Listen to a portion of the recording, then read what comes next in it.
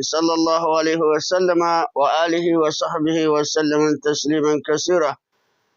سبحانك لا علم لنا إلا ما علمتنا إنك أنت العليم الحكيم. رب اشرح لي صدري ويسر لي أمري واحلل عقدة من لساني يفقه قولي. La loi, Inch'Allah, nous le louons, il est digne de nos actions et lui demandons pardon de nos péchés, de prier, nous préserver contre tout mal. Et celui qui Allah guidé, personne ne peut l'égarer. Quiconque s'égare, personne au monde ne peut le guider en dehors d'Allah. Nous rendons grâce à Allah et atteste qu'il n'y a point de divinité qu'Allah, l'unique Seigneur, il n'a pas d'associé, et atteste que Mohammed est son serviteur, son messager, et la paix et le salut d'Allah soit sur lui, sur sa famille et ses compagnons. Chers fidèles auditeurs et auditrices de la radio Courtoisie, bonsoir à vous. Assalamu alaikum wa rahmatullahi wa barakatuh. Nous rendons grâce au tout miséricordieux, le très miséricordieux, qui nous a accordé une fois encore la chance ce soir de se retrouver sur ce plateau, la radio Courtoisie, à travers ces ondes également pour vous tenir compagnie dans l'émission Éveil de la conscience musulmane. Merci pour votre fidélité d'écoute, qu'Allah accorde à chacun de vous une énorme récompense, qu'Allah vous facilite les activités. Merci à Allah pour tous les bienfaits que nous a comblés. Aujourd'hui, nous sommes le samedi, comme il est de l'accoutumée, pour cette émission Éveil de la conscience musulmane. C'est pour vous rappeler ce soir que nous avons le thème dont nous allons également aborder ce soir, porte sur un monde paré du contraire de ce que pense l'homme. Un monde paré du contraire de ce que pense l'homme. Nous vivons un monde dont Dieu l'a créé et l'a établi selon sa science. Selon sa science, sa connaissance, selon sa sagesse, sa puissance. Mais étant donné que la créature que nous sommes, nous ne sommes que les personnes qui sont retrouvées dans ce monde, sans que cela soit également notre choix, parce que Allah n'a consulté personne avant de le créer, Allah n'a consulté personne avant de le faire venir au monde. Mais dès que nous sommes arrivés dans ce monde, on n'a même pas pensé que nous sommes des créatures venues dans ce monde sans être consultés, sans au préalable. C'est comme si nous sommes entendus pour venir dans ce monde. Voilà pourquoi nous avons certaines pensées, nous avons certaines visions ou certaines réactions qui contredisent un peu nos pensées, nous contredisent un peu la situation réelle de notre création. Parce que nous pensons d'autres, parfois, lorsqu'on nous heurtons des difficultés, il y en a ceux que, lorsqu'ils sont éprouvés dans cette vie, heurtés à certaines difficultés, ils pensent que ce monde, il n'y a rien que la souffrance. C'est comme si Dieu est injuste de les avoir créés. C'est comme si Allah est injuste de les avoir créés. Et là, vous verrez que ces gens-là, ils blâment toujours les moments, ils blâment toujours le temps. Et ils sont toujours dans la frustration, ils n'apprécient rien de leur vie. Ils ne regardent rien comme important. Pour eux, c'est toujours des lamentations, croyant que le monde est construit pour uniquement la souffrance. Pourtant, la souffrance est unique à eux ou quasiment dans leur pensée ou dans leur esprit. Et on a trouvé aussi un certain nombre de personnes, vu l'aisance qu'Allah leur a procurée, vu la facilité qu'Allah leur a accordée, ils pensent que c'est un monde merveilleux à vivre. Un monde dont même qu'il ne faut même pas penser à quitter. Un monde qu'ils détestent quitter. Et là, on a trouvé encore ces deux catégories de personnes. Celui qui est dans la souffrance et condamne le monde, et celui qui est dans l'aisance et apprécie le monde. Alors, tous les deux détestent la mort. Tous les deux catégories de personnes détestent la mort. Celui qui souffre et qui est dans la souffrance permanente, ou qui pense qu'il est toujours dans la souffrance permanente, pense que ce n'est pas bon de mourir. Et lorsqu'il y a quelque chose qui a un rapport avec la mort, il a peur, il ne veut pas mourir. Alors, pourquoi il ne veut-il pas mourir? Vous voyez, il pense que le monde est mauvais, Mais pourtant, pour quitter ce monde encore, il déteste. C'est ainsi que celui-ci, il apprécie beaucoup ce monde, parce qu'il vit des situations qu'il ne veut pas quitter, il ne veut pas tourner de dos, et il déteste la mort. Vous voyez la situation, donc voilà pourquoi nous trouvons que, en réalité, c'est un monde vraiment que Dieu l'a créé, l'a construit avec sa sagesse, et c'est un monde qu'il nous a fait venir sans nous consulter, c'est un monde que nous nous sommes retrouvés, et tout ce que nous vivons également forme partie de son décret. Que ce soit la souffrance, elle n'est pas le monde n'est pas créé pour uniquement la souffrance. C'est ainsi que le monde aussi, ce monde n'a pas été créé pour uniquement l'aisance. Donc, afin, Allah a mêlé tous les deux, la souffrance et l'aisance, c'est-à-dire le bien et le mal. Donc, celui qui vit le bien, il n'est pas dans la permanence dans le bien, il y a le jour qu'il est dans la souffrance. C'est ainsi que celui qui est dans la souffrance, il n'est pas dans la permanence dans la souffrance. C'est juste son appréciation à considérer ce monde comme un monde mauvais à vivre. Voilà pourquoi, et celui-là aussi, c'est juste une mauvaise appréciation en pensant que c'est un monde très, très, très doux à vivre et qu'il ne faut même pas le quitter. En dépit du fait que dans son aisance, quand même, il y a de certaines souffrances qui peuvent être psychologiques, qui peuvent être des souffrances morales, qui le heurtent parfois. Donc, quand nous regardons tous ces aspects, on se demande, on se dit quelque part que ce qui est mieux pour nous tous, c'est d'emprunter la voie voulue par Dieu. Parce que Dieu nous a créés, n'a pas voulu nous laisser dans nos propres pensées, dans nos propres imaginations, dans les fonctions de nos raisonnements. Mais il a voulu qu'au-delà de toutes les capacités qu'il nous a dotées, qu'il y a un certain nombre de renforts qui est la religion, qui est la foi en lui, et ainsi l'amour d'écouter ses paroles qui pourront nous faciliter la compréhension de ce que c'est que cette vie et de ce que c'est que la fin de cette vie un jour. Parce qu'Allah a créé ce monde, il a peuplé de diverses créatures pour des raisons que l'esprit humain ne peut pas saisir. Pour des raisons que l'esprit humain ne peut pas saisir. Aucune personne ne peut savoir pourquoi pour quelle raison Dieu l'a créé. Personne ne peut savoir pour quelle raison Dieu a créé les autres. On ne peut pas savoir pourquoi Dieu a créé mon semblable. Pourquoi Dieu m'a créé, pourquoi Dieu a créé celui-ci, pourquoi Dieu a créé tel animal, pourquoi Dieu a créé tel arbre, pourquoi Dieu a créé tel oiseau. Personne, nulle part, personne ne peut comprendre, ne peut savoir. Tout cela est réuni dans son savoir, dans sa science lui-même. Et il a réservé uniquement à lui pour des raisons fondamentales.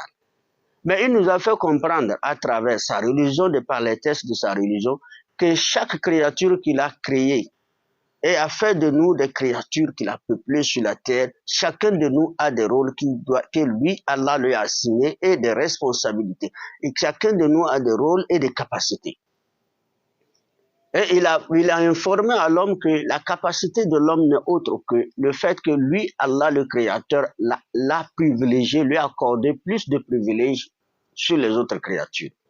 Dans ces privilèges qu'il a accordés à l'homme, sur les autres créatures, et qu'il a donné l'autorisation, il a donné la permission à l'homme de faire usage ou d'exploiter les autres créatures. Tandis que les autres créatures n'ont pas également ce mandat, n'ont pas également cette autorisation pour exploiter l'homme. Mais l'homme seul est capable d'exploiter l'arbre, d'exploiter les animaux, de tuer, de manger, de chasser, de tuer, de manger.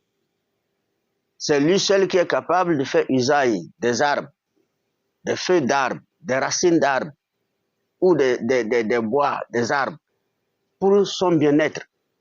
Et Dieu l'a autorisé. Et dans cette autorisation, Allah lui a fixé des mesures et des règles de conduite à suivre. C'est pourquoi, bien sûr, que les animaux sont nombreux dans ce monde et que tout cela constitue ce qu'on appelle les moyens que l'homme peut s'alimenter, à tuer, préparer, manger. Mais il y en a d'autres que Dieu a dit ne mangez pas. Mais pourquoi il les a créés? Il ne les a pas créés uniquement pour nous, pour notre usage, pour notre exploitation. Il a créé ces animaux aussi, il y a des rôles et des capacités qu'il a dotés à ces animaux. Et les rôles de ces animaux dans l'air vivant sur la terre, il y a un certain nombre de rapports et d'avantages pour les humains. C'est ainsi que nous voyons les arbres. Les arbres ne sont pas des créatures que nous voyons seulement comme un environnement que Dieu a créé pour rendre belle le monde. Mais il a créé l'arbre. L'arbre a son rôle. Et si on analyse bien, on étudie bien l'arbre et rentrer dans la science islamique pour découvrir le rôle de l'arbre, ou même dans la science non islamique pour découvrir, vous verrez que l'arbre, l'utilité de l'arbre dans tout le domaine, dans tous les plans, c'est l'homme est le premier bénéficiaire de l'existence de l'arbre. Alors voilà pourquoi ce monde ne peut pas être un monde uniquement pour une souffrance ou uniquement pour l'aisance. Mais Dieu a voulu que chaque créature vivante sur cette terre joue un rôle et il a doté chaque créature de la capacité. Mais étant donné que l'homme que Dieu a plus privilégié sur les autres créatures, lui a donné la capacité, mais Dieu est juste. Et dans sa justice, il a instruit l'homme à poser des actes de justice. Et c'est dans cet esprit de justice-là qu'il a voulu que les créatures qu'il nous a données, quel que soit l'ordre ou quelle que soit l'autorisation qu'il nous a donnée de faire usage, de les utiliser, que ce soit dans la justice. Ce qui nous a interdit d'exploiter, alors que nous vivons avec justice. Alors, entre nous, les humains, il a établi la justice entre nous pour qu'il y ait un certain nombre de compréhension, un certain nombre de paix entre nous et de sérénité. Pour que les autres ne soient pas également ceux-là qui font, c'est-à-dire qui font du mal aux autres. Quelle que soit la force que Dieu a donnée l'homme, quelle que soit la capacité que Dieu a donnée l'homme, il voudra que celui-ci vit avec justice. Qu'il fait usage de tout ce que Dieu l'a donné dans la justice envers son semblable homme ou envers son semblable les autres créatures vivantes ou non vivantes. Voilà pourquoi Dieu, dans sa création, dans tout ce qui est de ce monde, il a entouré de sa justice. Parce que la première chose que Dieu a établie sur cette terre, pour que cette terre-là ne soit pas une terre de sauvages, c'est la justice. Mais les gens ont voulu transformer cette terre comme, ou leur vie, ou la vie humaine dans son ensemble, comme une vie sauvage. Pourquoi on parle de sauvagerie? Regardez les animaux, on les considère, les animaux de brousse, on les considère comme des sauvages. Et sauvage, c'est le nom qu'on les a attribués et qui peut être conforme à leur caractère et à leur comportement. Mais leur comportement, que nous pouvons voir comme sauvagerie, qui est un petit rapport avec l'agressivité entre eux, mais cette agressivité aussi a des mesures chez eux, chez les animaux. Cette agressivité aussi a des mesures. Il y a des lignes qui n'affranchissent pas dans leur agressivité. Alors que dit l'homme? Que Dieu a donné le cœur, les sentiments, il a donné l'intelligence, la raison, pour qu'il fasse usage de ça, pour être une personne compatissante, quels que soient les moyens ou la capacité qu'il possède. Mais malheureusement, ce n'a pas été le cas avec les peuples, des nations, que Dieu a donné la force, que Dieu a donné la capacité. Alors, si on regarde la plupart des textes coraniques, ceux qui lisent le Coran, ou ceux qui ont vu la plupart des hadiths, ont lu les hadiths du prophète sallallahu alayhi wa sallam concernant l'histoire, ou l'histoire de certains nombres de peuples qui nous ont précédés, et que l'on fait parcours cette histoire à travers ce qu'il peut découvrir de la réalité des peuples, des nations qui ont vécu des siècles et des siècles passés. Et dans chaque coin de ce monde, il y a eu ceux que Dieu les a montré sa rigueur. La rigueur de Dieu, c'est-à-dire, Dieu les avertit, Dieu les instruit, Dieu les recommande, et ils ne respectent pas. Et Dieu a réagi. Et cette réaction n'est autre que le châtiment. Parce que lorsque Dieu réagit, ce n'est que le châtiment. Ce n'est que la souffrance qu'il n'imaginait pas. C'est pourquoi on a trouvé, dans le Coran, nous a parlé des peuples de Noé, Le Coran nous a parlé des peuples de Houd, qui sont appelés des Ad. Il y a des Samoud, dont le prophète était Saleh. Il y a également les homosexuels, dont le prophète était Lut. Il y a les idolâtres dont le prophète était Noé, comment le prophète était Abraham. Il y a ceux qui sont autoproclamés Dieu, dont on peut trouver Namrud, on peut trouver Pharaon dans l'histoire coranique, qui, avec tout ce que Dieu leur a donné, ils ont trouvé qu'ils sont des dieux maintenant, invitant également des nations et des peuples à venir les adorer et les imposer des fardeaux pour les exiger uniquement l'obéissance et l'adoration. Donc, que fut leur histoire? C'est pourquoi Allah dit, en conclusion avec toutes ces histoires-là, il dit فَسِيرُوا فِي الْأَرْضِ فَانْظُرُوا كَيْفَ كَانَ عَاقِبَةُ الْمُكَذِّبِينَ فَسِيرُوا فِي الْأَرْضِ فَانْظُرُوا كَيْفَ كَانَ عَاقِبَةُ الْمُكَذِّبِينَ. Allah dit parcourez la terre et regardez ce que fut ceux qui ont démenti, qui ont traité de menteurs, des prophètes de menteurs, ceux qui traitaient de menteurs les messagers de Dieu. Parcourez la terre et regardez, c'est-à-dire regardez, lisez l'histoire. Vos messagers, vos prophètes, vos historiens vous ont raconté des histoires des peuples, des nations, de leurs chefs et ce qui s'est déroulé avec ces gens-là. Si on prend l'exemple du prophète Noé, le prophète de Noé, quand il a constaté, quand Allah l'a envoyé pour lui dire, Nabi Adam est passé, Nabi Idriss est passé, mais toutes étaient des communautés uniques adorant un seul Dieu. Maintenant, les gens ont introduit l'idolâtrie dans leur vie. Alors, allez, va les sensibiliser, va les appeler à Dieu, va les dire d'abandonner, d'adorer un seul Dieu. Et ceux-là ont refusé, ont tenté de faire du mal à Nabi Nuh. Et lorsqu'ils ont tenté de faire Nabi Nuh, les exhorta pendant des années, des siècles même. Allah lui a donné une longue vie. Et finalement, il est fatigué, il a dit, oh mon Seigneur, je suis fatigué, je ne peux plus. Imagine un prophète qui dit à son Seigneur que ça me dépasse maintenant. Et Dieu dit, ça te dépasse maintenant, je vais les montrer comme ils sont têtus.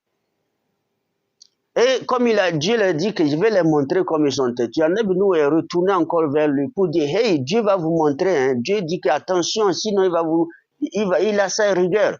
Ils ont dit, oh, va foutre le camp, qui est Dieu? Quel Dieu? Il n'y a même pas un Dieu. Qui vous parler de Dieu? Voilà, c'est comme ce monde les appartient. C'est là que Dieu a dit, alors là, Dieu a commencé par également c'est-à-dire les punir un peu jusqu'à ce que comme un moyen pour les conscientiser, un moyen pour les amener sur le droit chemin. Mais ils n'ont pas compris. Alors qu'est-ce qui s'est passé? Lorsque Nabi Nuh, le prophète Noé, Allah leur donnant, Allah l'informant que Allah, là où c'est arrivé maintenant, je crois que tu devais faire un arche, tu devais fabriquer un bateau et tu vas quitter, je vais noyer toute la nation. Je vais noyer toute la nation, sauf ceux qui rentreront dans ton bateau quand tu les inviteras. Et Nabi Nuh a commencé par fabriquer. Lorsqu'il a commencé par fabriquer, qu'est-ce que les gens là ont commencé par dire? Ils ont dit, tu étais menuisier, un charpentier, au lieu de nous dire que tu es charpentier, tu viens nous dire que tu as été envoyé par Dieu. Regarde-moi un minable, un pauvre type charpentier comme ça. Il faut dire que tu es charpentier, on va te solliciter pour nos bâtiments, pour nos constructions, pour nos toits. Mais voilà, c'est ton travail réel. Tu es artisan, reste dans ton coin. Au lieu de nous dire, et nous, on ne disait rien, les gens passaient se moquer de lui. Il a fabriqué l'arche finie. Quand il a fini maintenant, alors les chefs de tribus, les chefs des clans, les chefs également de ce peuple-là, envoyaient également les gens venir chier, défarquer les déchets dedans. Ils ont rempli l'arche avec les déchets. Nabi Nuh n'avait pas de force pour les empêcher. Allah dit, laisse-les remplir ça. Ils ont chié, rempli. Et lorsqu'ils ont chié, c'est rempli. Alors Allah a déclenché une épidémie. Allah a déclenché une épidémie. Et cette épidémie, aucune personne ne pouvait trouver de remède. C'est les déchets, c'est leurs déchets qui devaient les soigner. Et qu'est-ce qu'il faut faire maintenant? Ça a commencé par les gratter le corps, ils grattent le corps, ils prennent même des scies pour gratter leur corps, les cailloux pour gratter leur corps. Ça ne va pas. Ça n'a épargné personne. Et Allah a révélé à Nabi Nuh de leur dire que rien ne peut arranger ça. C'est les caca qui est dans les bateaux là, c'est ça qui peut les sauver. Chacun n'a qu'à aller puiser pour se laver. Et ça devient maintenant une pommade. Et les gens allaient même se battre pour pouvoir puiser le caca. Ça devenait ce qu'on appelle la queue. Et les chefs qui ont eu la chance, qui étaient les plus forts, ont arrivé à se soigner avec le caca. Leur propre caca, maintenant, on ordonne que ce soit la queue. Chacun venait avec sa calebasse pour puiser le caca pour se laver. C'est ce que Dieu les a fait. Et ils sont lavés avec leur propre caca. Et c'est là qu'ils ont trouvé la guérison. Ils ont trouvé la guérison, ils n'ont pas encore arrêté d'embêter avec nous. Bon, toi avec ton Dieu là, c'est le complot que vous avez fait pour nous faire du mal, imbécile, salaud. Ils ont commencé encore par l'insulter. Dieu dit alors là, ils sont des gens qui ne peuvent rien faire. Donc là, il faut maintenant commencer par penser, je vais déclencher les déluges. Et Allah a déclenché les déluges, c'est de l'eau qui tombait du ciel et de la terre. L'eau sortait de la terre et l'eau tombait du ciel. Ce n'est pas une pluie qu'on dit qu'une pluie qui a créé l'inondation. Cette manière, cette eau qui tombait était plus forte que la pluie, qui poussait par terre, qui tombait du ciel. Toute la ville est remplie. Alors voilà, un Nabi Nuh sort, qui rentre dans son bateau, il invite ceux-là qui sont des croyants à venir rentrer. Et certains disent, ah, où allons-nous avec toi? Ta folie là ne finit pas. Ta folie là ne va pas finir. Avec l'eau que tu vois là, nous allons nous sauver contre les montagnes. Nous allons aller vers les montagnes. Ceux qui couraient aller vers les montagnes même furent détruites. Les montagnes commencent par d'être détruites. Et ceux qui rentraient maintenant rentraient dans le bateau. Peu de gens ont pu rentrer dans le bateau. Nous est sorti avec eux, sains et saufs, et tous ceux-là ont été noyés.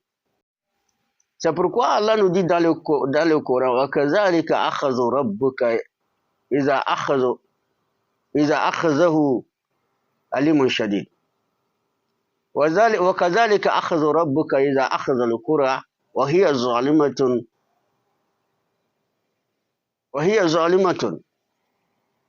Allah dit, c'est ainsi que nous punissons, ou nous châtions, ou nous déclenchons nos rigueurs sous des peuples injustes. Alors, Allah les châtia parce qu'ils sont des injustes. Ils n'ont pas compris la manière qu'ils ont considéré le bas monde. La manière qu'ils ont considéré le bas monde est le contraire de ce que ce monde est paré. Et ils ont été détruits maintenant après des siècles. Il y a une autre, après Nabi Nuh maintenant, c'est un autre peuple qui a connu le jour. Il s'agit des Hades.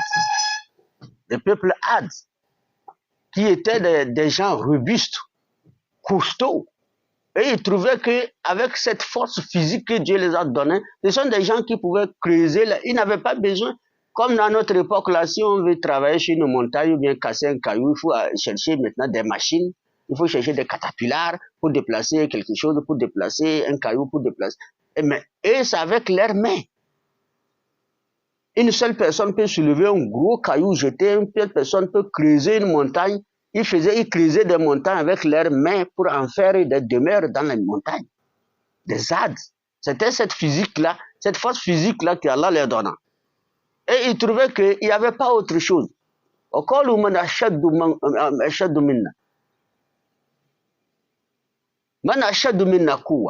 Ils disent que toi, Allah a envoyé un Hades. Il dit, hey, va les dire, c'est moi qui les a donné cette force-là. C'est juste pour qu'ils fassent usage de ça pour reconnaître ma puissance, ma force et m'adorer. Il dit, et Nabi Hades est parti pour les enseigner. Ils disent que, mais, donc, toi, tu veux dire encore qu'il y a encore quelqu'un qui est plus fort que nous, avec tout ce que nous faisons là. Même un gros arbre, on pousse avec la main, ils étaient plus forts que l'éléphant. Il y a certains arbres que l'éléphant ne peut pas rouler. Mais un homme Hades seulement, il s'arrête, il prend sa main, il touche l'arbre, il pousse l'arbre, va tomber. Donc, ils ont utilisé cette force-là pour en faire l'orgueil. Allah leur a envoyé également un vent sec. Allah les a envoyé un vent sec qui venait les soulever comme des papillons, comme des papiers en l'air, jusqu'à ce qu'il va retrouver par terre, il est déchiré. C'est comme ça Allah châtia les Ad. Et Allah a envoyé encore un autre peuple. Il s'agit des Samoud. Donc les Samoud ici où étaient venus, leur comportement c'était quoi? Et c'était la fraude, le vol à main armée, le vol à main armée, la tricherie, le banditisme. Il n'y avait même pas de l'ordre. Aucune loi ne pouvait le maîtriser. Si les Samoud, ils étaient capables de choisir un chef et le tuer encore et encore remettre un autre chef. Quand un chef décrète une loi, ils le tuent parce qu'ils ne veulent pas. Et puis, ce sont des peuples qui ont décidé de ne pas respecter une loi. Donc, on n'a qu'à les laisser vivre l'injustice, c'est-à-dire tuer, voler, frauder, tricher. Donc, quand on dit les braqueurs de nos jours, cette pratique-là a connu le jour dans le peuple des Samoud. Et Allah a envoyé le prophète Saleh pour lui dire, hey, Allah n'aime pas l'injustice. Allah vous a facilité la vie, vous a dit de faire le marché. Il y a ceux qui vont marcher pour faire le marché. Et au retour, vous leur coupez les routes, vous les dépouillez de tout. Et vous allez en faire de vous-même la richesse de ça. Et ceux-là ne peuvent pas porter plainte nulle part, même s'ils vous connaissent. C'est très injuste. Ils ont commencé par maltraiter leur prophète. Ils ont commencé par l'insulter. Et c'est devenu de la pagaille. Ils ont cherché à l'expulser, même à les tuer. Et Allah informa Nabi Saleh que, toi là, il faut commencer par ranger tes bagages, toi avec ton peuple croyant pour quitter la partie. Parce que moi, je vais secouer la terre. C'est une seule foudre qui est venue les anéantir tous. Une seule, quelques minutes, quelques heures seulement, Allah a fini avec les Samoud. Une foudre. Tant en ce moment, Nabi Saleh avec le peuple croyant, ils étaient partis très loin. Mais le bruit qu'ils ont entendu, ça a failli les entraîner à l'évanouissement. Que dire même s'ils étaient sur les terrains? C'est après ça maintenant que d'autres peuples sont venus, jusqu'à ce que l'époque d'Anabi Ibrahim, également, les gens encore ont commencé par susciter la fabrication des statuettes, l'adoration. Anabi Ibrahim aussi est venu. Pour leur dire non, arrêtez ça, voilà. Ils ont encore refusé, Allah les dit quittez là-bas. Quitte la terre, laisse-les. Je vais accomplir ma loi. Quand les êtres humains ne veulent pas écouter ma miséricorde, je suis un créateur miséricordieux. J'aime ma créature. Allah n'a pas créé les humains pour les châtier. Et il a promis ne pas les châtier, du moins qu'ils exagèrent.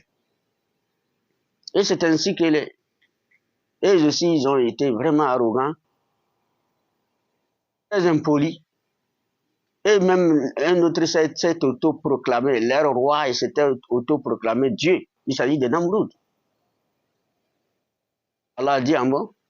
Maintenant, Allah faut conscientiser le peuple d'Abraham idolâtre, qui n'ont pas fini d'adorer les statuettes qu'ils fabriquaient. Ils sont invités par le roi à l'adorer. Et Allah voulait les conscientiser. Allah a envoyé seulement une moustique. Les savants disent c'est une mouche, d'autres disent c'est une moustique. De toutes les façons, c'est la même chose. Il est venu rentrer dans son nez jusqu'à aller dans son cerveau. Et également cette petite animal-là qui est une mouche, qui va venir rentrer dans le nez d'une personne jusqu'à aller au cerveau. Et dans le cerveau, maintenant, il fait du bruit. On appelait tous les médecins du monde pour soigner le roi, il n'a pu pas. Le roi est devenu comme quelqu'un qui a une crise, la tête tourne parce qu'il entend le bruit de la mouche dans sa tête. Dans son cerveau, il entend. Il veut causer avec les gens, ça fait. Et ça le fait gratter à l'intérieur. Pourtant, il ne peut pas mettre le doigt pour gratter dans le cerveau.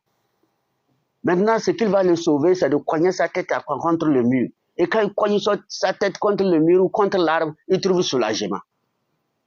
Ça le soulage un peu. Après tout ça fait, il cogne sa tête. Alors ces notables ont commencé par les quitter. Les gens qui l'adoraient ont commencé par le quitter, parce qu'on voit le roi en train de souffrir. Qui va le sauver? Il connaît sa tête. C'est dans ce contexte qu'Allah dit Walillahi junudu samawati wal ard. Wa kana Allahu azizan hakima. Allah dit c'est à lui qui appartient des armées des cieux et de la terre, parce que c'est lui le puissant, le sage. Les armées de Dieu peuvent être une moustique. Une moustique peut être une armée de Dieu. Les moustiques peuvent être les armées de Dieu. Les mouches peuvent être des armées de Dieu. Les insectes peuvent être des armées de Dieu. Allah peut utiliser toute sa créature pour en faire son armée. Allah n'a pas envoyé un Nabi Ibrahim pour venir combattre Namroud avec une armée. Parce qu'il ne pouvait pas. Même s'il pouvait, Allah n'a pas voulu faire ça. Il a voulu choisir seulement une seule créature, plus infime parmi les créatures, pour en faire son soldat pour aller combattre Namroud. Et il l'a envoyé dans le nez de Namroud pour aller dans le cerveau. Namroud s'est battu, voilà ces gardes qui étaient là avec des armées. Ils sont entourés, le roi frappe sa tête alors que ces gardes ne pouvaient rien faire. Son armée ne pouvait rien faire pour sauver le roi. Il a cogné sa tête jusqu'à détruire sa tête jusqu'à les morts. C'est dans cette situation que Namroud est péri. Allah n'a pas voulu châtier tout le peuple à cause de l'injustice d'une seule personne, mais il a réagi sur cette même personne pour sauver le peuple de leur soumission à lui. Parce que les gens étaient conscients qu'il n'est pas Dieu, mais ils ne peuvent rien. Celui qui refuse, il va les tuer. Aujourd'hui, nous, là où nous sommes, Dieu dit adorer, Dieu nous invite à l'adorer, on refuse. Qui nous tue? Dieu ne nous tue pas comme ça. Il nous a laissés. On vit, on mange, on danse, on insulte Dieu. Mais Namroud, à son époque, là, si tu refuses d'adorer, il te tue. C'est ainsi que la même situation que Pharaon a produit avec les fils d'Israël. Il les capturait, les ramassait, amenait l'adorer, celui qui refuse, il les tue. Mais voilà Dieu qui a créé l'humanité, il a créé l'homme. Il nous dit de l'adorer, on refuse, il ne le tue pas. Vous voyez comment l'homme peut être injuste jusqu'à ce point, malgré sa faiblesse. Et c'est ainsi qu'à côté de Nabi Ibrahim à cette époque-là, il y a Nabi Lut. Nabi Lut avec son peuple qui était des homosexuels. Donc l'homosexualité dont nous parlons partout n'existe pas de nos jours. Cela a connu le jour depuis l'époque d'Nabi Lut. Alors ils utilisaient les hommes, leurs semblables hommes pour sexuellement. Ils ne veulent pas les femmes. Jusqu'à Nabi Lut dit, mais j'ai mes filles. Si vous voulez, je vous donne mes filles. C'est pas mieux. Je sais mieux. Venez prendre mes enfants, moi mes filles. Il dit, il faut le camp, nous on n'a pas besoin de femmes. On veut femmes pour faire quoi? Nabi Lut a sensibilisé, il a parlé, il a transmis le message de Dieu fatigué. Et finalement, c'est l'avertissement. Il dit, hey, méfiez-vous. Un jour, Nabi Lut a dit. Maintenant, Nabi Lut, il a commencé par être lui-même victime de la situation parce qu'à chaque fois qu'il recevait des étrangers, sa femme était complice. La femme d'Nabi Lut allait maintenant pour dire aux homosexuels que nous avons un étranger. Mais, arrivé à un moment donné, elle avait peur que Lut découvre sa complicité. Et c'est là maintenant qu'elle faisait ça. Maintenant, elle les a dit qu'à chaque fois que vous voyez la fumée quitter dans notre cour, il faut savoir que nous avons un étranger. C'est une information, c'est ma manière de vous informer. Et chaque fois que Lut recevait des étrangers garçons qui venaient, alors la femme allume le feu et elle fait de sorte que la fumée monte pour informer les homosexuels qu'il y a des étrangers. Alors, la nuit ou dans la journée, les homosexuels débarquent parce qu'ils venaient avec la force, ils utilisaient la force, c'est comme une violence pour faire leur amour sexuel avec les étrangers. Quelle humiliation, moi je reçois un étranger et puis vous couchez avec lui. Un étranger qui vient de loin, il ne sait même pas qu'il y a ça. Et il vient, un garçon, l'autre garçon vient se présenter avec son truc qu'il va faire ça avec lui. Il dit, mais Lut, dans quelle situation nous nous retrouvons chez toi? Tu ne peux pas nous sauver? Lut ne peut rien. C'est comme s'il salissait l'honneur de Lut. Jusqu'à ce que Allah a réagi. Allah a réagi. Quel est le châtiment qu'Allah les a affligés? Allah les demande à Nabi Lut. de les informer que si vous n'arrêtez pas, il y a un châtiment de Dieu qui est en cours. Lorsqu'ils ont refusé d'écouter ça encore, ils disent qui est Dieu et que vous parlez de quel châtiment. Comme l'homme d'aujourd'hui a d'habitude de dire qui est Dieu. Vous parlez de quel Dieu d'ailleurs? Et cela maintenant, Allah dit à Nabi Lut de quitter la nuit profonde et de prendre sa famille et partir. Nabi Lut ne pouvait pas laisser sa femme, qui est complice, il doit la dire que nous allons partir. Et cette femme complice n'est pas cessée de sa complicité même jusqu'au jour même qu'elle devait quitter la terre la nuit pour qu'Allah envoie son châtiment sur ce peuple. Et Allah les avertit de ne pas regarder derrière lorsqu'ils vont commencer par quitter la ville, de ne pas regarder derrière. Parce que ce qui va se passer, celui qui va regarder derrière, ça va l'atteindre. Et Lut a averti tous les croyants qui étaient autour de lui, ils sont entendus, ils ont quitté la nuit pour quitter la ville. Et c'est là maintenant que ces personnes-là, ils ont été châtiés par quoi? Une pluie de pierres.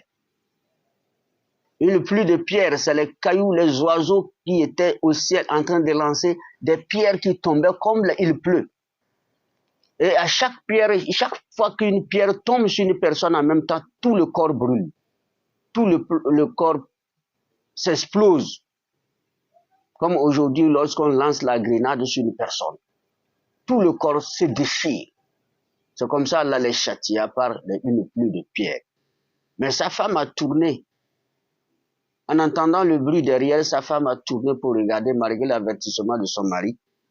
Et c'est là qu'elle a péri. La femme de Lut. La femme de Lut. Elle fut périe là-bas parce qu'elle a été complice. Et le peuple fut péri là-bas, les homosexuels. Donc l'homosexualité qui est une pratique grave, c'est un châtiment grave qu'Allah a châtié le peuple homosexuel. Donc toutes ces histoires dont je vous raconte, vous voyez que c'est des siècles en siècles et des peuples, des nations en nations différentes. Et des temps, des périodes lointaines entre ces périodes-là, il y a un certain nombre de distances. À partir de Noé, à partir de Houd, à partir de Lut, à partir de Saleh, à partir d'Abraham, ce sont des nations différentes. Et des siècles différents. Jusqu'à Nabi Moussa. Nabi Moussa, c'est avec Pharaon. Pharaon s'est auto-proclamé celui Dieu. Allah a assaini l'Israël avec des prophètes, avec son enseignement, avec ses livres. Beaucoup de prophètes sont venus de l'Israël. Les prophètes Zacharie, les prophètes Jésus, les prophètes, ils sont nombreux qui sont d'Israël. Et Allah a considéré l'Israël à cette époque-là comme une terre sainte. Mais lorsqu'il a donné un pouvoir à Pharaon de l'autre côté de l'Égypte, alors Pharaon a voulu minimiser ce peuple croyant, les rendre plus fragiles dans le monde et les ternir leur image.